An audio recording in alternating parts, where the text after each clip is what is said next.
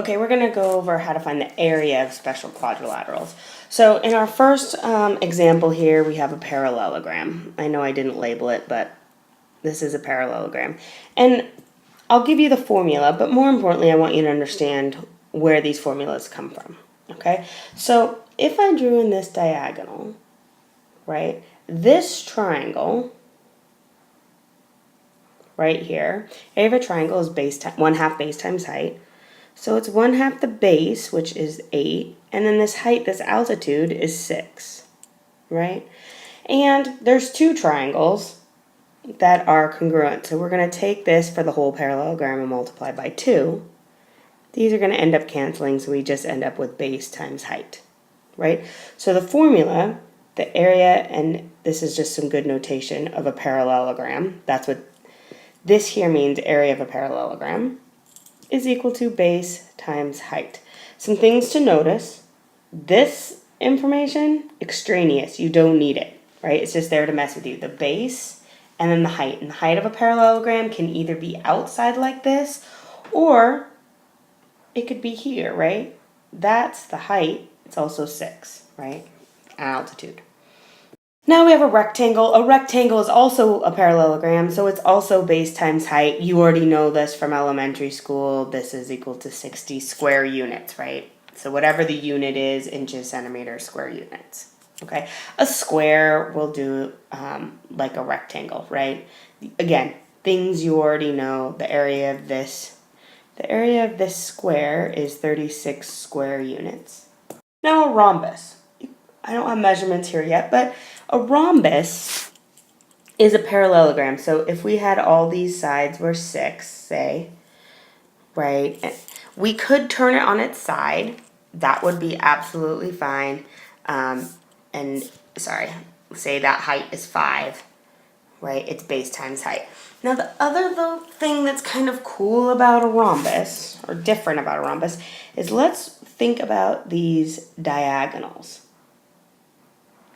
Right? These diagonals are perpendicular. So we have some right triangles here. And the area, if I'm going to call, for right now, let's do this more abstractly. I'm going to call this distance x, and I'm going to call this distance y. And I want you to think about this. If you want to pause and think about how you might come up with the area of a rhombus with the diagonals, that would be a great thing to do.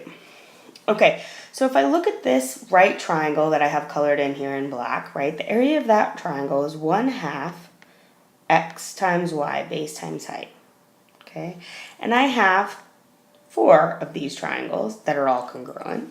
So if I multiply this by 4, I get 2 times x times y.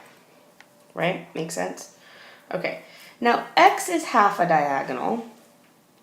So x is half of, and we're going to call it diagonal 1. Sorry, not, right? And y is half of diagonal 2. Now if we combine all our kind of like terms here, our numbers, right? The 2 and 1 of the halves cancel each other out. So what we're left with is 1/2 diagonal 1 times diagonal 2, right? So if I had, say, this rhombus, and I knew this diagonal was 10, and this diagonal was, say, 4, I could say the area of this rhombus is 1/2 10 times 4, which equals 20, right? So that's just another way of doing it. Okay. At least we have a trapezoid. Okay. So again, what we're gonna do is we're gonna chop off. Chop off is not a technical term, but we're gonna draw in this altitude here. This triangle we're gonna rotate and put over here, and it is gonna fit. Okay. Right. This is, in this case, we have an isosceles triangle, and so what we have now is a rectangle.